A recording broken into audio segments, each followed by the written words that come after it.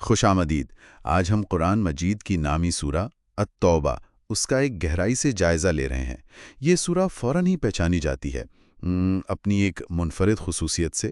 اس کے آغاز میں بسم اللہ الرحمن الرحیم نہیں ہے۔ تو آج ہم محمد اسد کی جو مشہور تفسیر ہے دا میسج آف دا قرآن، اس کے اقتباسات کی روشنی میں بات کریں گے۔ کوشش کریں گے کہ اس سورہ کے جو کلیدی پیغامات ہیں اور اس کا تاریخی پس منظر اسے سمجھ سکیں۔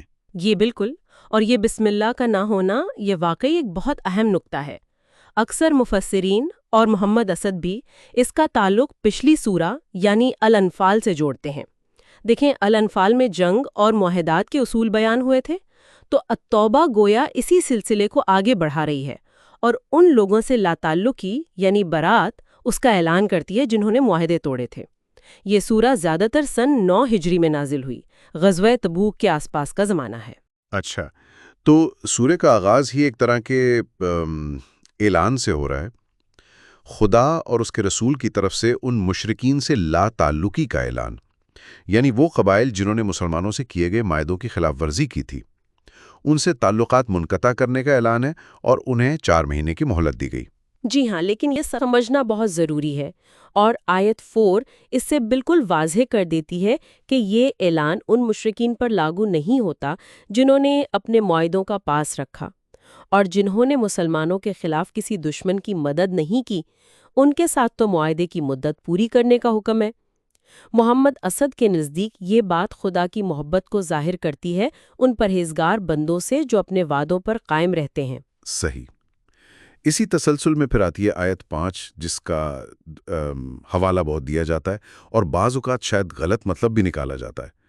اس میں حرمت والے مہینوں کے بعد ان معاہدہ شکن مشرکین سے لڑنے کا حکم ہے۔ جی، اور یہاں محمد اسد سیاق و سباق یعنی کانٹیکسٹ پر غیر معمولی زور دیتے ہیں۔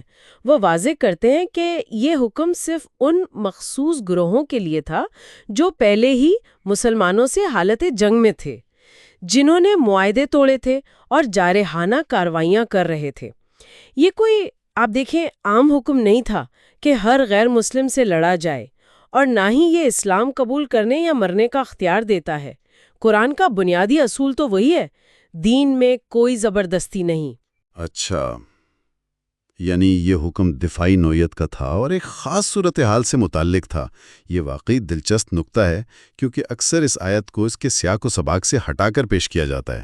بالکل، اسی لیے تو دیکھیں آیت 5 کے فوراً بعد آیت 6 آتی ہے۔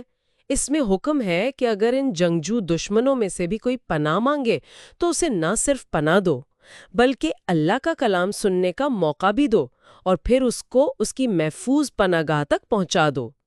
اسد کے مطابق یہ آیت جنگ کے دوران بھی اسلامی اخلاقیات کی جو وسعت ہے نا، اس کو ظاہر کرتی ہے، اور یہ ثابت کرتی ہے کہ مقصد جان لینا نہیں تھا بلکہ حق پہنچانا اور فتنہ ختم کرنا تھا، ہے نا؟ جی بالکل۔ آگے بڑھتے ہیں تو آیت 29 آتی ہے۔ اس میں اہل کتاب یعنی یہودی اور عیسائی، ان کے کچھ لوگوں سے قتال کا ذکر ہے۔ وہ لوگ جو خدا اور یوم آخرت پر صحیح معنوں میں ایمان نہیں رکھتے اور دین حق کی پیروی نہیں کرتے، یہاں تک کہ وہ اپنے ہاتھ سے جزیہ دیں اور چھوٹے بن کر رہیں۔ یہاں جزیہ کا ذکر آ گیا۔ جی، اور جزیہ کے تصور کو محمد اسد کی تشریح کی روشنی میں سمجھنا بہت اہم ہے۔ وہ اسے محکومی کی علامت یا کوئی جرمانہ قرار نہیں دیتی، بلکہ وہ اسے ایک استثناء ٹیکس کہتی ہیں، یعنی ایگزمپشن ٹیکس۔ ان کی دلیل یہ ہے کہ اسلامی ریاست میں دفاع یعنی جہاد مسلمانوں پر ایک مذہبی فریضہ ہے۔ چونکہ غیر مسلم شہری اس مذہبی ذمہ داری کے پابند نہیں ہے، لیکن ریاست ان کی جان و مال اور مذہبی آزادی کے تحفظ کی ضامن ہے، تو لہٰذا ان سے فوجی خدمت سے مستثنیٰ ہونے اور جو تحفظ فراہم کیا جا رہا ہے اس کے بدلے یہ ٹیکس لیا جاتا تھا۔ اوہ، یہ تو بالکل مختلف زاویہ ہے، یعنی یہ شہری ذمہ داریوں اور حقوق کا معاملہ ہے ایک طرح سے۔ اسد کے مطابق جی بالکل، اور یہ صرف ان مردوں پر لاگو ہوتا تھا جو فوجی خدمت کے قابل ہوں اور مالی استطاعت رکھتے ہوں۔ عورتیں، بچے، بوڑھے، بیمار، معذور اور مذہبی پیشوا جیسے راہب وغیرہ، وہ سب اس سے مکمل طور پر مستثنیٰ تھے۔ تو یہ ریاست اور اس کے غیر مسلم شہریوں کے درمیان ایک معاہدے کی طرح تھا۔ یہ واضح ہوا۔ اچھا، سورہ میں منافقین کا بھی بہت ذکر ہے، یعنی وہ لوگ جو بظاہر تو مسلمان تھے مگر دل سے نہیں مانے تھے۔ خاص طور پر وہ جو مشکل غزوہ تبوک تھا، اس موقع پر ان کی ہیلے بازیوں کا ذکر ملتا ہے۔ ہاں، قرآن ان کے رویوں کو، ان کے اندرونی خوف کو اور جنگ سے بچنے کے لیے ان کے بہانوں کو بڑی وضاحت سے سامنے لاتا ہے، جیسے آیات 47، 56، 57 میں۔ یہ ایک طرح سے جو اندرونی چیلنجز تھے نا، ان کو بے نقاب کرتا ہے، اور اس کے بالکل برعکس پھر سچے مومنین کی صفات بیان کی گئی ہیں۔ مثلاً آیت 71 میں اور اللہ سے ان کا جو عہد ہے، جیسے آیت 111 میں جنت کے بدلے جان و مال کا سودا، اسے نمایاں کیا گیا ہے۔ یہ تضاد جو ہے ایمان اور نفاق کے فرق کو بہت واضح کر دیتا ہے۔ اور پھر ایک آیت آتی ہے، آیت 122، جو ان تمام عملی اور جنگی معاملات کے درمیان جیسے علم کی اہمیت کو اجاگر کرتی۔ یہ آیت واقعی غیر معمولی ہے۔ اس میں کہا گیا ہے کہ یہ ضروری نہیں کہ سارے کے سارے مسلمان جنگ پر نکل جائیں، بلکہ ہر علاقے سے، ہر گروہ سے کچھ لوگ دین میں گہری سمجھ بوجھ حاصل کریں، یعنی تفقہ فی الدین حاصل کریں، تاکہ جب ان کے بھائی یعنی جو جنگ پر گئے ہیں وہ واپس آئیں تو یہ لوگ انہیں اللہ کے احکامات کی خبر دے سکیں اور انہیں غلط راستے سے بچا سکیں۔ آپ دیکھیں، جنگی حالات میں بھی علم اور دین کی سمجھ بوجھ حاصل کرنے کو اتنی اہمیت دینا یہ کمال ہے۔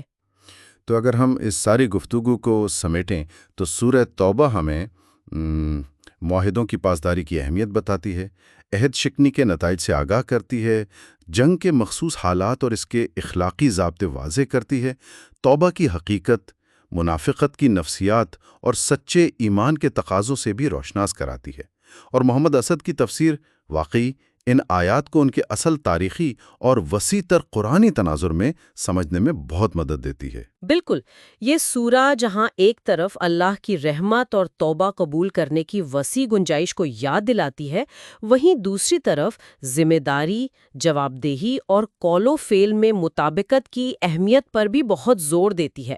یہ محض آپ دیکھیں عقائد کا مجموعہ نہیں ہے، بلکہ ایک عملی لائحہ عمل بھی پیش کرتی ہے۔ اور شاید ہمارے لیے آج کے دور میں غور طلب نقطہ یہی ہے کہ 1400 سال پہلے ایک خاص تاریخی تناظر میں نازل ہونے والی یہ ہدایات، لیکن ان میں معاہدوں، بین المذہب تعلقات، ریاستی ذمہ داریوں، قومی سلامتی اور یہاں تک کہ ذاتی کردار سازی کے حوالے سے جو اصول ہیں، وہ آج ہمارے لیے کیا معنی رکھتے ہیں اور ان سے کیا رہنمائی حاصل کی جا سکتی ہے، یہ سوچنے کی بات ہے۔